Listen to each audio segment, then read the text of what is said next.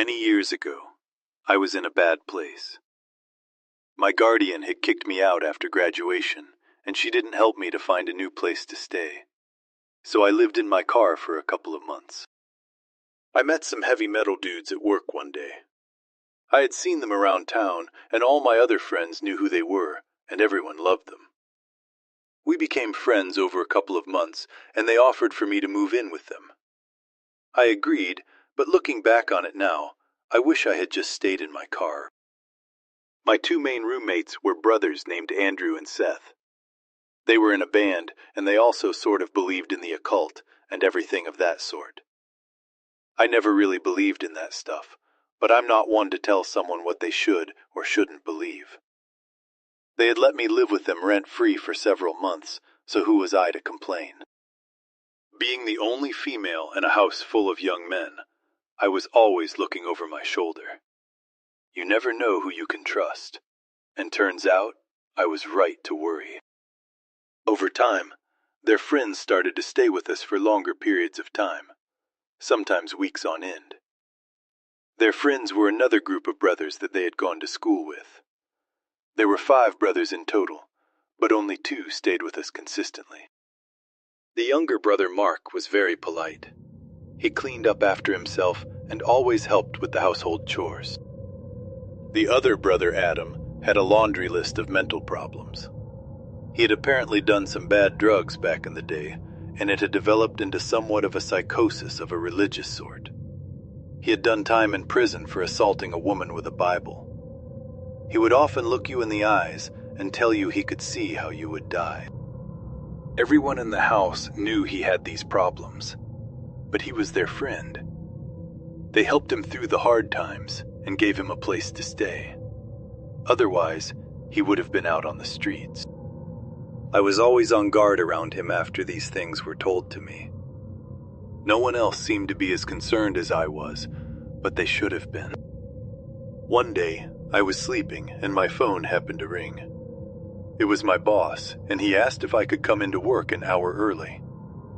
It was only noon, and I was broke and had nothing better to do, so I said yes. I got up and began getting ready to leave. I walked out into the living room to see Mark and Andrew sitting on the couch, while Adam sat on the floor by the TV. He was watching scripture videos on YouTube, some real end-of-day stuff. That was fairly common, so I went about my business. I said goodbye and left for work. My shift at work was coming to an end when the phone rang. My boss answered, handed the phone to me, and said, "It's for you." I was just a cashier, so I assumed it was a friend that couldn't reach me on my cell. I answered the phone and heard a man's voice that I didn't recognize. "This is Detective William. Something happened at your apartment today, and we need you to come to the station to talk about it." I left work immediately. I had assumed one of the brothers had been arrested for drug dealing or something, but I was very wrong. I got to the station and was buzzed in. An officer escorted me to a small, cold room with a camera. He gave me a bottle of water and left me by myself for about 30 minutes. My mind was racing, thinking about all that could have happened. He came back in and informed me that Adam had stabbed and killed Andrew at around 1 p.m. I was shocked, to say the least. I had just left the house an hour before it happened, and everything seemed fine. I asked if there had been some sort of fight. The detective informed me that there hadn't been a fight, and it seemed to have happened out of nowhere. I gave my statement to the police and left with nowhere to go, still in shock and confused out of my mind. Our apartment was a crime scene, so I went to another friend's house to watch the news report, since the police wouldn't give me any information on the case. Over the next few days, more information began to be released. Adam hadn't just stabbed Andrew once, not twice, but he had stabbed him over and over and over again, nearly decapitating him. After the murder, he ran down the road still holding the murder weapon. He called 911 and informed them what he had done. I watched the news report in horror. We had known he was unstable, but this... He had fully confessed to the brutal murder and provided police with his notebooks. He had apparently been planning to murder all of his brothers, my roommates, and me. He thought we were possessed by demons, and this was the only way to free us. Luckily, none of his other intended victims were there that day. Mark unfortunately witnessed the murder, but he luckily escaped. If I hadn't gotten that call from my boss, I wouldn't be alive today. The real lesson to learn here is if you ever walk in on somebody watching videos about the end of days, be cautious, for it may be the end of yours.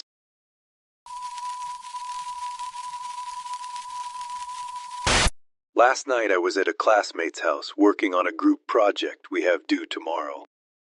I live in an apartment in the town where our university is located, and my classmate lives at his parents' house, which is in the foothills just outside of town. In order to get to the house, you have to drive along a relatively secluded and narrow 2-lane road for about 5 to 6 miles. We started working on the project at about 6 p.m., and I ended up hanging around for a while after we finished, so I left his house around 11 and started down the road back toward town. I didn't realize how tough it would be to navigate the road at night. There were no streetlights, and the road was uncapped and riddled with potholes. On top of this, I had no cell service, so I had to drive very slowly to make sure I didn't blow out one of my tires, since I had used the spare a couple of weeks back. I figure I was about 3 miles from the house when I rounded a tight corner and saw a pickup truck with a camper shell parked diagonally across the road. The manner in which it was parked completely impeded my path, and I couldn't drive around it because there was a gully on both sides of the road. The only way for me to go at this point was backward. At first I couldn't see inside the cab, but when I turned on my high beams, I saw that there was a man slouched over in the driver's seat, his head resting against the steering wheel, as if he had been knocked out after a bad accident. I immediately sensed something was wrong. The way his car had just coincidentally come to a rest in a position that totally blocked the road was a big red flag for me. I had heard stories of people playing dead in the road as a way to lure unsuspecting people out of their cars so they could rob them. I decided in this moment to head back to my classmate's house and explain what was going on. I threw my car into reverse and kept my eyes darting back and forth between my rear view and the truck. I looked and saw that I was almost to a pull-off where I could turn around, but when I looked back, my heart skipped about 5 beats. The man who had been slouched over in the driver's seat was now walking at my car at a hurried pace, while a few other men jumped out of the camper shell and started moving toward me as well. I panicked and accelerated backwards into the pull-off, which messed up the undercarriage of my car pretty badly. As I put it into drive, the guy was already at my passenger side door, tugging on the handle, which, thank the Lord, was locked. I only caught a brief glimpse of him, but his face appeared to be scabbed and leathery. Definitely some sort of drug abuser. I sped away and didn't slow down at all until I reached the house, constantly checking my rear view to see if they were following. Thankfully, they didn't. After what felt like an eternity, I was able to reach my classmate's house and explain what had happened, and we called the cops. I was grateful that my buddy's parents were kind enough to let me stay the night as well. They never did find anyone on that road matching the description, but I filed an incident report, and they told me they would be on the lookout for similar vehicles and suspicious activities. I'm still very much shaken up over this experience, and I keep getting the same adrenaline rush that I got when I saw the guy charging me whenever I think about it. To anyone driving on lonely stretches of road in the dark of night, please be aware, because there are some scary leather-faced people out there that may not have your best interests.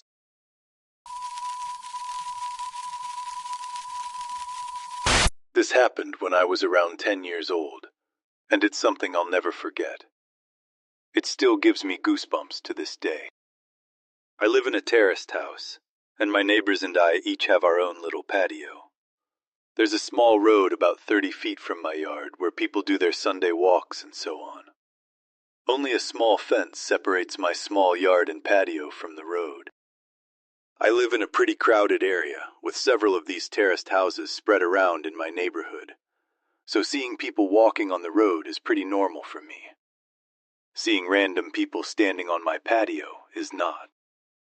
When I was younger, I usually got home from school about an hour before my mom got home from work. I live maybe 200 feet from my school, so my mom figured I was mature enough to be home alone for around an hour before she got there. This one day I got home from school, and I did the usual thing, which was to make sure that I locked the front door. Double-check that the back door leading to the patio was also locked.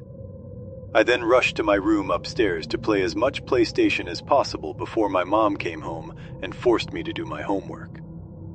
While playing, I heard this noise coming from outside my window. My room was located one floor over the patio, with a view to the road that I told you about earlier. It was kind of the sound of a cat, but my cat had been missing for over 3 months. Hope sparked inside of me, and I thought, oh my God, did he finally come back? I ran downstairs to check if it was my cat, but the sight that met me gives me chills just writing this. There was a guy standing on my patio. A tall guy with black hair covering half of his eyes, making him look like the male version of the Ring Woman or something. I could hear him making high-pitched sounds, almost like a cat meowing. A brown liquid was running down from his mouth, and I could see him spitting out my dad's stomped cigarettes. He was actually eating from the ashtray. I was frozen, observing this. Eventually I snapped out of it, and screamed so loud that the man must have heard it. He didn't react, though. He kept on eating from the ashtray. I ran back upstairs to my room, locked the door, and called my mom, who then called the cops. I've never been more terrified in my life, laying in bed under my sheets, shivering with fear, as I hear these creepy, high-pitched noises from the guy eating cigarette butts from the ashtray on my patio. I kind of blacked out for a moment, because the next thing I remember is the police arriving on the road by my yard. I hear them talking to the guy, saying stuff like, "What are you doing? Get over here. We'll come down and arrest you," and so on. He never responded, but the high-pitched sounds were more frequent and louder than ever. I decided to look through the window, feeling safe now that the cops were there. I could see 2 police officers standing by my fence, 1 man and 1 woman. I did not see the creepy man, however, because he was standing directly 1 story under me and out of my field of view. The police jumped the fence, and I remember hearing the creepy guy screaming louder than anything I've ever heard.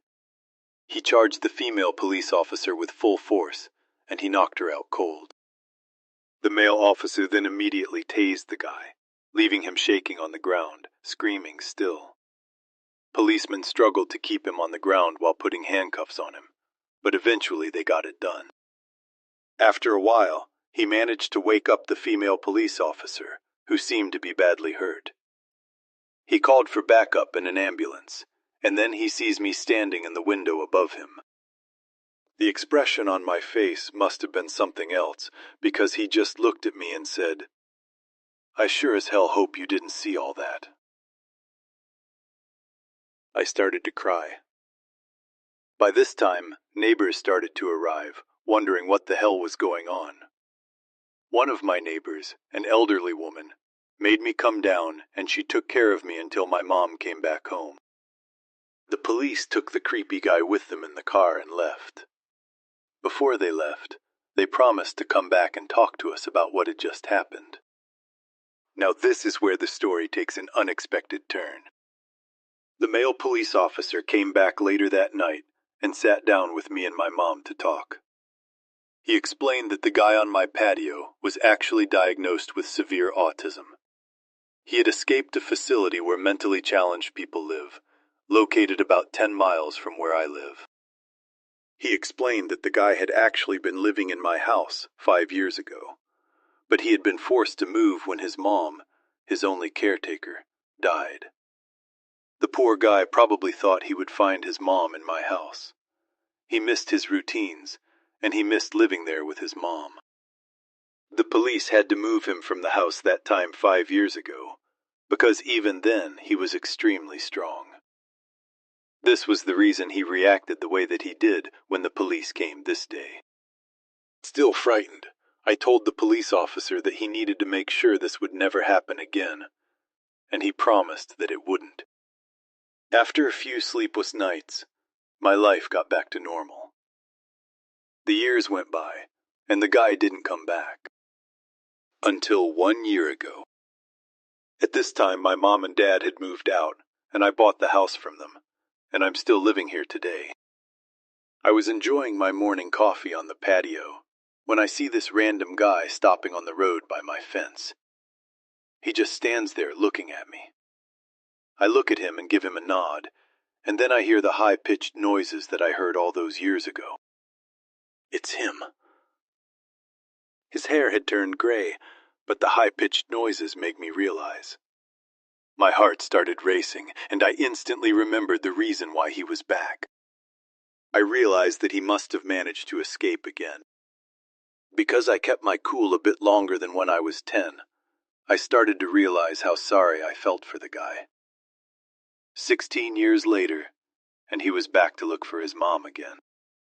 I decided to carefully ask him if he wanted to come down to the patio. He instantly jumped the fence. I started to think he would knock me out like he did to that police officer. But he didn't. He smiled. He looked at me and smiled. I offered him to sit down. He didn't respond. I offered him to come inside. He started laughing. We went inside, and his face lit up with pure joy. He was home. It reminded him of the life he had had with his mom. It almost made me tear up. All of a sudden, he sat down on my couch, turned on my TV, and switched it directly to cartoons. I observed him for a while. He was just completely focused on the cartoons. I just wanted him to enjoy the moment, so I didn't say anything to him. I realized I had to call the facility to let them know. The caretakers arrived 10 minutes later. After a lot of convincing, he got back up crying, and they went back to the facility. I called down there a few days later, and we made a deal. His name is Tom, and I now consider Tom my friend.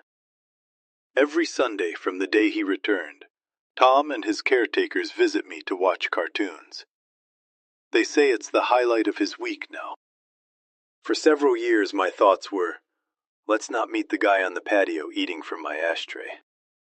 Now my thoughts are, let's meet every Sunday to watch cartoons, my friend Tom.